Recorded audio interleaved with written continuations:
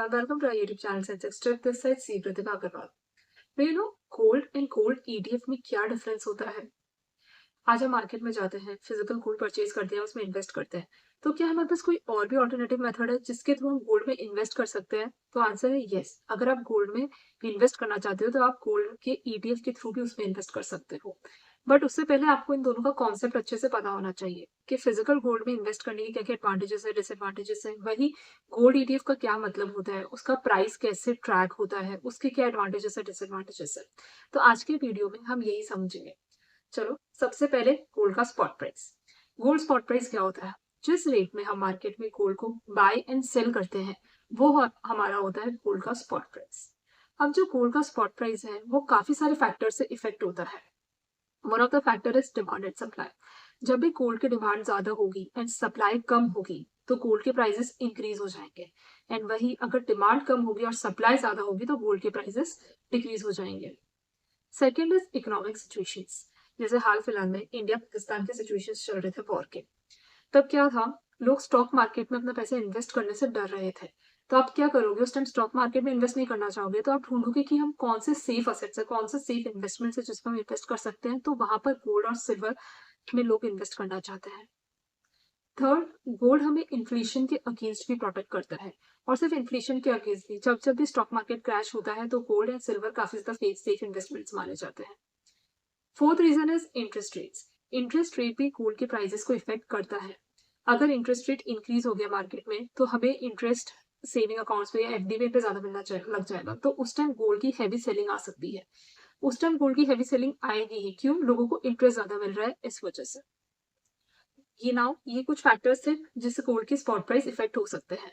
अब देखना ये है कि गोल्ड का प्राइस डिटरमाइन कैसे होता है। जैसे अभी 24 कैरेट गोल्ड का 10 ग्राम का प्राइस क्या चल रहा है, 99,000। तो ये 99,000 का प्राइस कौन डिसाइड करता है, ये कौन कैसे इफेक्ट होता है?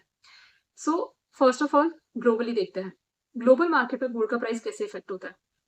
ग्लोबल मार्केट में एक प्रोसेस है, लंदन गोल्ड फिक्सिंग।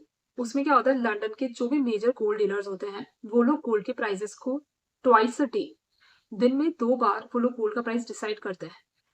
वहीं से और भी जो ट्रेडिंग एक्टिविटीज होती है कॉमिक्स पे या फिर लंदन बुलियन मार्केट एसोसिएशन पे, इनके जो ट्रेडिंग एक्टिविटीज है ये भी गोल्ड के प्राइस को इफेक्ट करती है। तो ये तो हुआ ग्लोबली। बट इंडिया में कौन डिटरमाइन करता है? तो इंडिया में डिटरमाइन करता है IBJA। What is the full form of IBJA?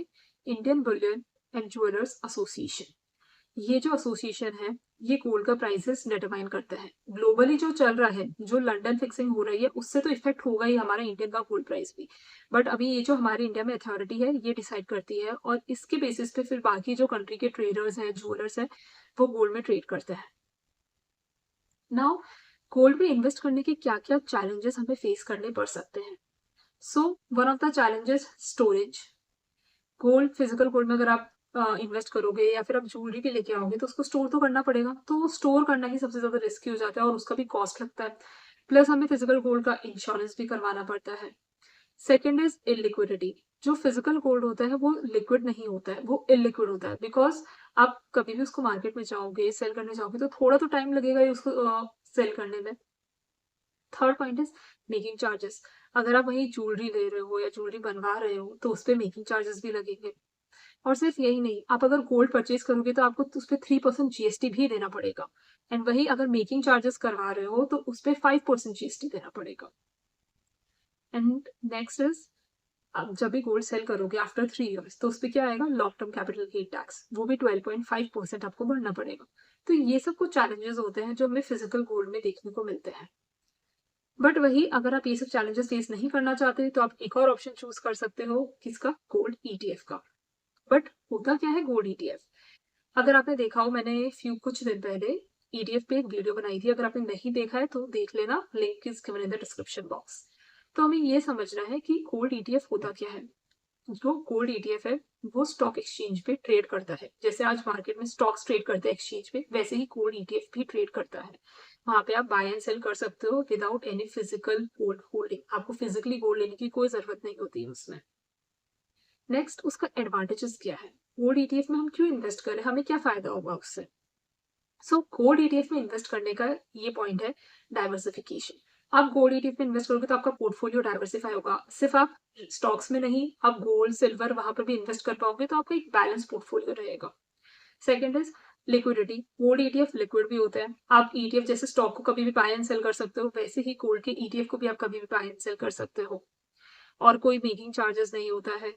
Gold ETF में कोई स्टोरेज का प्रॉब्लम नहीं होता है, कोई इंश्योरेंस का प्रॉब्लम नहीं होता है। तो ये सब कुछ फैक्टर्स है जिसकी वजह से गोल्ड ईटीएफ थोड़ा मतलब सिक्योर एंड सेफ इन्वेस्टमेंट हम मान सकते हैं। Now the main point is gold ETF का प्राइस कैसे डिटरमाइन होता है। Let's take one example. You have taken UTI gold ETF, उसका प्राइस चल रहा है ₹81.7 समथिंग। ठीक है, अब ये 81 जो प्राइस है ये कैसे डिटरमाइन हो रहा है? बिकॉज अब अपन मार्केट में देखते हैं तो 10 ग्राम ऑफ गोल्ड चल रहा है 99,000 और वही ये 81 रुपीज का, तो हम इसको कैसे डिटरमाइन करें?